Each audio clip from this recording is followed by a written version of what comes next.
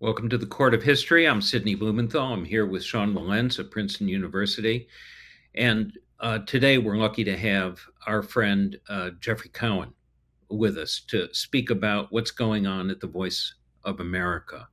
Jeff is somebody of enormous eminence. He is university professor at the University of Southern California, and he is the director of the USC Annenberg Center on Communication, Leadership, and Policy. He's also on the faculty of the USC Gould School of Law. He's a historian, the author of terrific books, among them The People versus Clarence Darrow and Let the People Rule, Theodore Roosevelt and the Birth of the Presidential Primary. He is a playwright. He wrote an award winning play, Top Secret, The Battle for the Pentagon Papers. He won an Emmy as an executive producer of the television movie Mark Twain and Me. And for our purposes today, Jeff was also the director of The Voice of America in the Clinton administration. I just want to introduce Jeff by saying that today is a day that will live in infamy. The layoffs at VOA have amounted to a third of the organization's staff today. And the Trump administration has announced it is putting up for sale, getting rid of the federal building in Washington that houses the network, incredibly. And I just want to make one historical note. This is one of the most important agencies that propagates American values throughout the world. It was founded during World War II in 1942, and its first broadcast, which was to Germany during the war, was introduced by the Battle Hymn of the Republic. And it started with these words: "Today and every day from now on, we will be with you from America to talk about the war. The news may be good or bad for us. We will always tell you the truth." And by 2024, the audience for Voice of America was larger than any broadcast service in the world, including the BBC World Service. It was completely objective, accurate, and depicted the world as it was. It was one of the great instruments of what the late Joseph Nye, who died last week, a great foreign policy figure, called soft power. Jeff, tell us what's going on at VOA. Well, of course, I know, first of all, you said it changes minute to minute. I mean, today there were 600 people as announced were being laid off. There are court cases going on challenging it. There's both what's happening at Voice of America and at the surrogate broadcasters. You know, you mentioned the Voice of America started in World War II, but there were several surrogate broadcasters that started in later years. Radio Free Europe, Radio Liberty, which has thought it was kind of a companion separate service. And then later Asia, Radio Free Asia. And then there's a Middle Eastern Broadcasting Service. So there's several of these different services. And the effort is to get rid of them all or to consolidate them as much as they can. And yet this is all being done without any congressional authority. Congress is for VOA. It always has been. It's never been seen as an instrument of liberal power, though it's being characterized that way. In fact, Sid, you did a piece for me about me when I was running VOA. Yeah, for the New Yorker, when I was a New Yorker, yeah. And it was probably seen at that time as being, if anything, moderate to conservative. It was reaching exiled populations or dissident populations around the world with human rights issues, which at that time was considered something that wasn't a left-wing notion to be concerned about human rights. And so Voice of America was never seen as a liberal institution. The power of Voice of America really is that it reaches people all over the world in their own languages. My phrase for it was that the role of the Voice of America is to reach the people of the world in the languages they speak with information they need over transmission systems that they can receive and hear and ideally with as much local news about their own communities or about America as it's relevant to their local communities as you can possibly provide. And with 1,200 employees, which is more or less what they had, plus a lot of contractors, the OA was doing that, he said, with a gigantic listenership around the world. In the Horn of Africa, hugely important. In China, hugely important. And each of these places with their own languages, reaching them with information they weren't otherwise getting. You probably know, just an example of one of the things I feel pretty passionate about, that during the Cold War, there's a man who's now one of America's great trumpeters named Arturo Sandoval. And Arturo Sandoval, as a kid in Cuba, went to jail for 6 months for listening to Voice of America, to the Willis Conover Jazz Hour. It was the voice of freedom to people in Cuba who were willing to go to jail to listen to the Voice of America. In China, in schools today in China, people have books that they get. In schools, they're listed aloud, although they hate Voice of America, but they get books that teach them how to speak English. Voice of America in English, in special English, is the way people learn English around the world. Why would we want to cut off a service that teaches people to speak English in languages all around the world, that provides them with information about American popular culture and jazz, and country music? We had very popular country music and many other kind of programs like that. To teach them how free markets work, we had call-in programs, if I remember that said when I was there, where we taught people about how does advertising work, how does sales work, and so forth. The countries that had no access to it, as well as telling them in their own countries information they didn't have about what the oppression that was happening, the arrests in their own countries. Why would this all be being cut off? And I can't understand it. And it's not just Voice of America, it's these other services too. We can talk about those too, but why would it be being cut off? So the effort is they talk about fraud, waste, and abuse. When I was there, and you know the Clinton world well, we had to cut the budget dramatically. So we actually cut 10% of the staff of Voice of America. But at the same time, we were starting new services, we were creating new programs. And we never thought we had to decimate the Voice of America to do it. We never thought we had to bring in a right-wing news service to supplant our own reporters. So it's a very strange thing that's happening. And my best understanding is simply they don't know what they're doing. You know, probably, Sean, one of the things you must have written about is that phrase that says that never ascribe to malice that which can be explained by incompetence. Right. Never underestimate stupidity and incompetence. Yes. Exactly. Right. I think probably there's more of that than there is the malice here. But if you wanted to be, can I just say, if you want to be malicious, malice, I was on a podcast with James Carville, who thinks, I don't, but thinks that Trump is somehow compromised by Putin to explain this stuff. It's on his podcast. You can listen to it. But the thing that's happened recently is there was a man named Norm Pattis who used to run something called Westwood One, which was a major media broadcaster. And he wanted to combat Al Jazeera, which was seen as maybe propaganda for the jihadist side of things, paid for by the government of Qatar. And so to combat that, we started something called, this after a long time, they started something called Radio Sawa, which is basically music with a large Arab audience, and then Al Hura. So there's a broadcasting service separate from Voice of America, complementary, like Radio Free Liberty, which is in Arabic, which has 30 million listeners. It's being eliminated.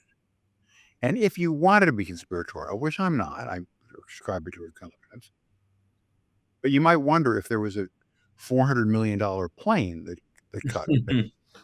There was a good trade-off for getting rid of a radio service that was against their radio service that had 30 million listeners. Mm-hmm. I mean, after a while, the coincidences begin to pile up after a while, don't they? I mean, and without necessarily reducing it. Look, I mean, one of the things that the Trump administration did, which is in common with the attempt to get rid of VOA, was to go after what Sid described earlier as American soft power.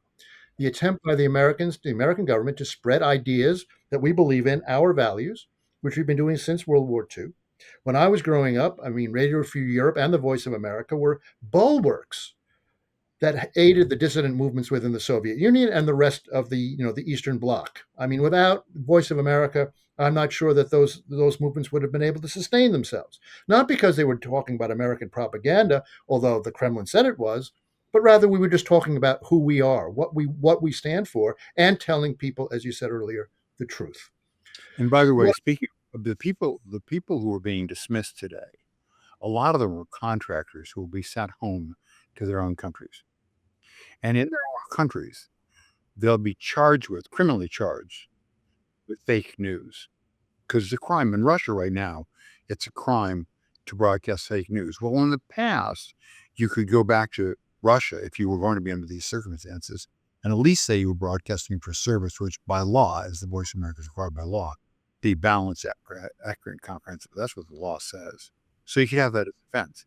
Now you're going back, and the people who run the Agency for Global Media or ordered to it are claiming that it's fake news, that it's left-wing bias. So you go back to your own country, and when you're charged with something criminally, you have no defense.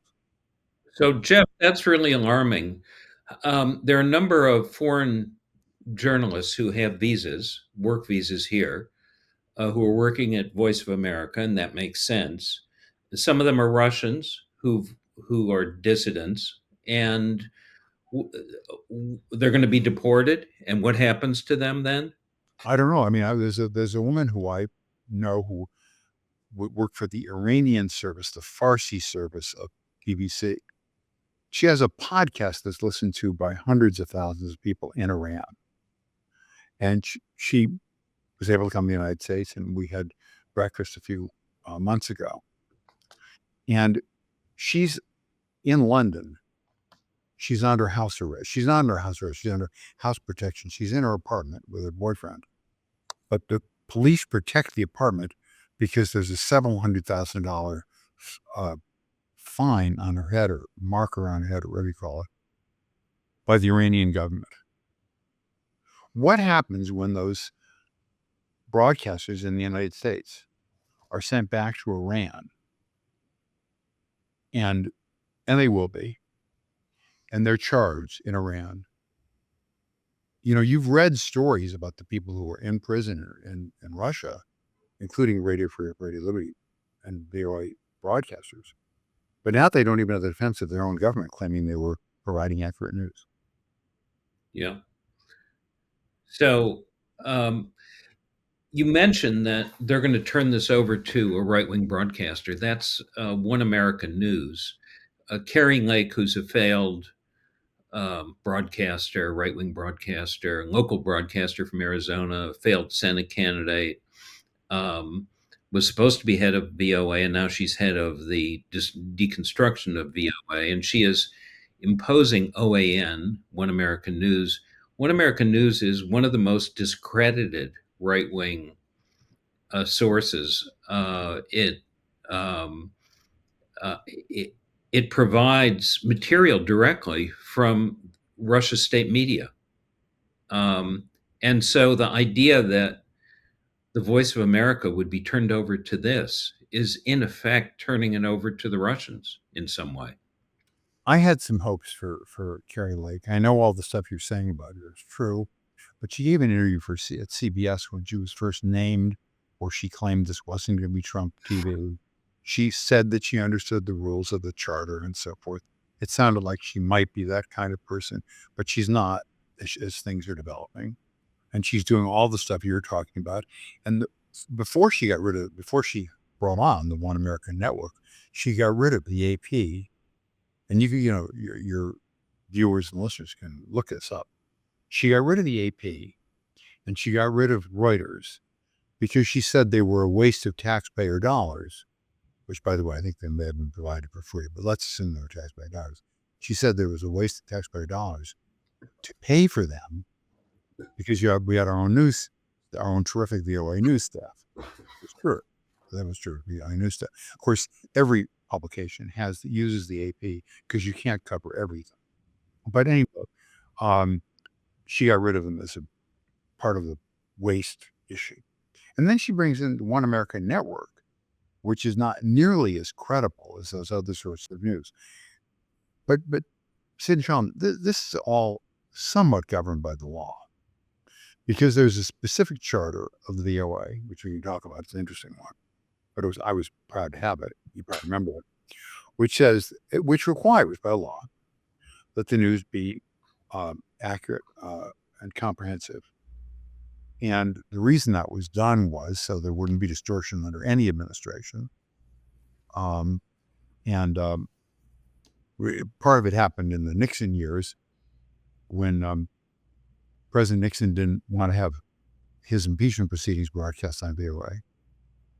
When the VOA did broadcast them, and to the credit of the person who's done this head of VOA, Ken Gibbons, you might have remembered him, he broadcast them. But of course, the neutral principle was that then when Clinton had impeachment proceedings, the VOA broadcast Clinton's impeachment proceedings. Because you're trying to say to the world, you should be able to do this in your own country. You're making a statement about what freedom should be. Anyway, now I worry about what this will be, but that is the standard.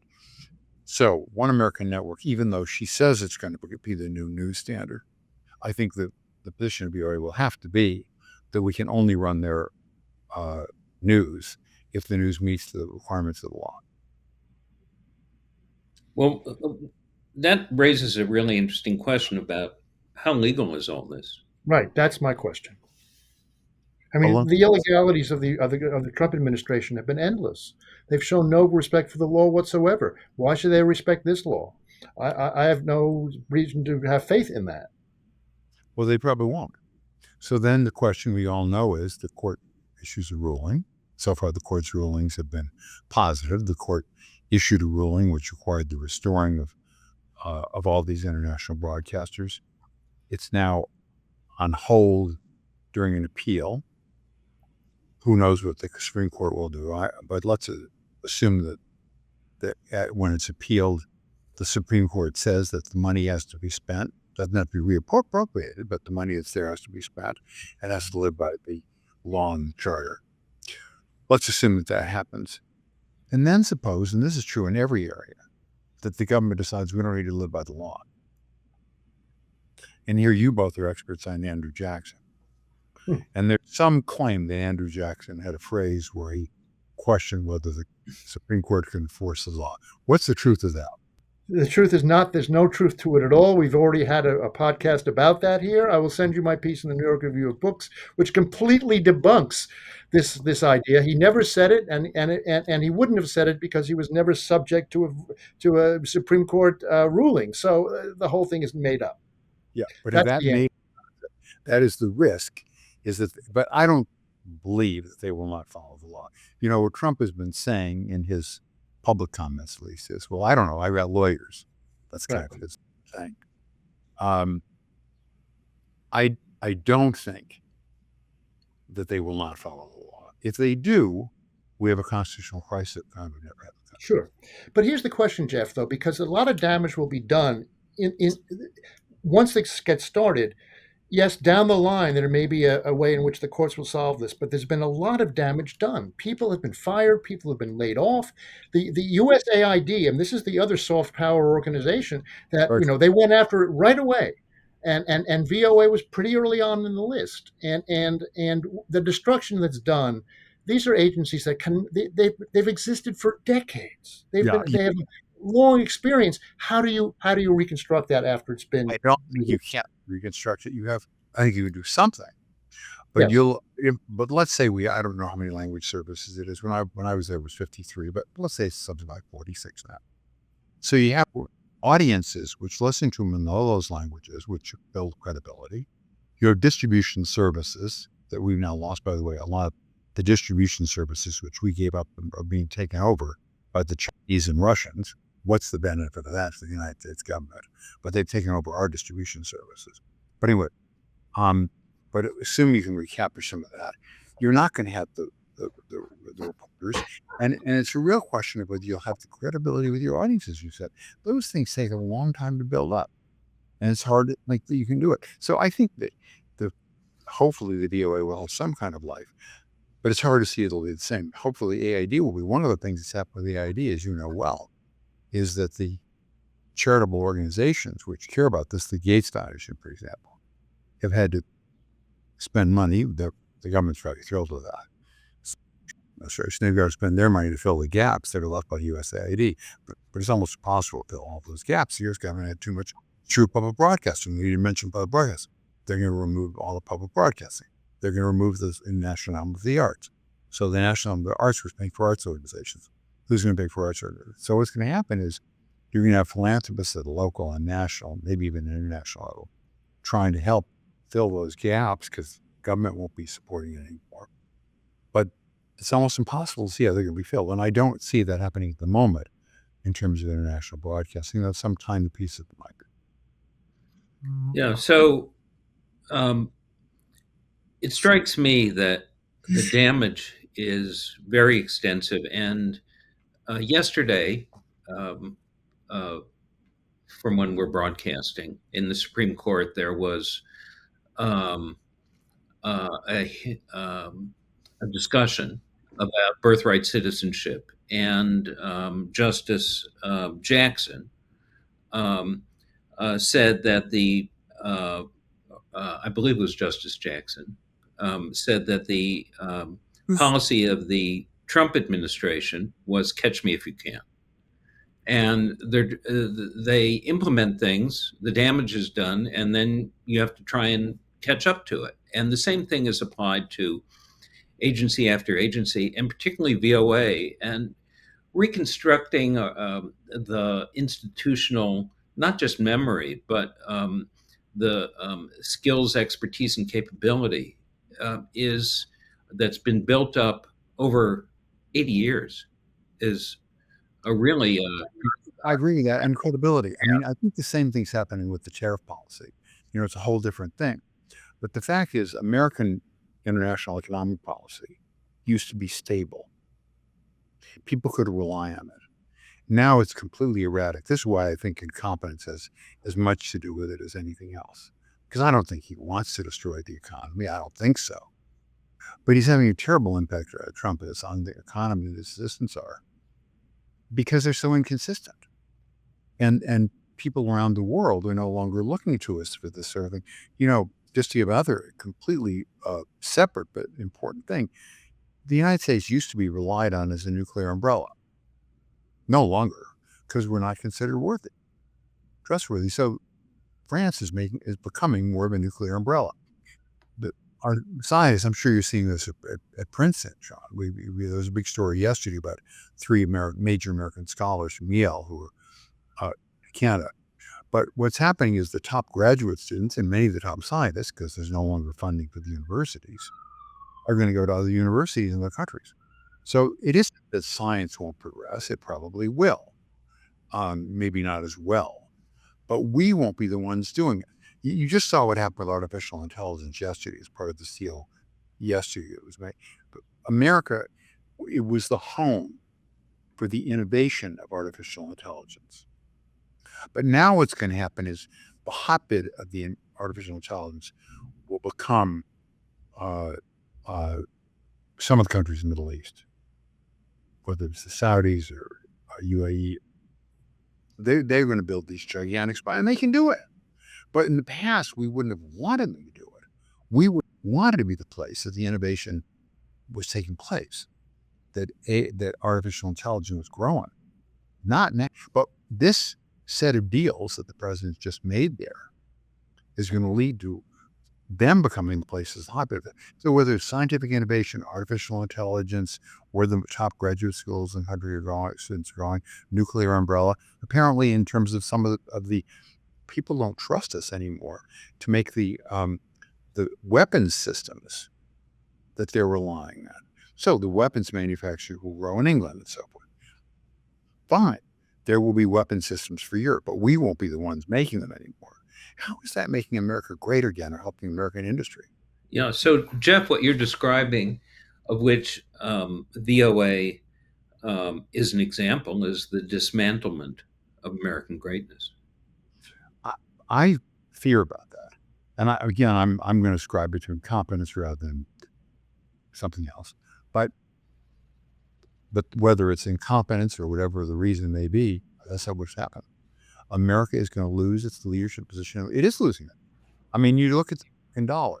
When I was a kid, I'm a little bit older than you guys. When I was a kid, the British pound sterling was the metric of economic value. It became the dollar. Will it remain the dollar? Maybe not. Do we care? I would have thought we would care. So, what fills a vacuum now without VOA, and who is America's voice in the world, or is it absent? Are we? Is this a vacuum? Well, or are they intending to have one American network become the voice? But it can't be the same kind of voice under any circumstance, because they'll never have unless they're going to pay for the One American Network. Okay. That wouldn't be the first time that something that may be incompetent but turns out to look a lot like corruption would happen, in which a lot of federal government money would go to their friends. Right. But right. I don't think they're going to develop 46 language services with heroes or things like that. They'll do that. So there won't be that. And they won't have that credibility anyway, even if they did do it. Maybe there's, obviously there are a lot of people thinking about this. What kind of a hollowed out thing can there be? Can there be something in Mandarin? Can there be something in Farsi? Can there be something maybe in Arabic? Can you consolidate some of it and make it smaller enterprises? Another question that some people are exploring is public broadcasting is also being decimated, but could public broadcasting, the American public broadcasting place, now privatized, play something like that role? But I don't think that isn't the America I thought we were going to live in, but it may be. But I don't think that people of goodwill, good heart, who believe in an America can still be a shining light in hill, I don't think they're going to go away.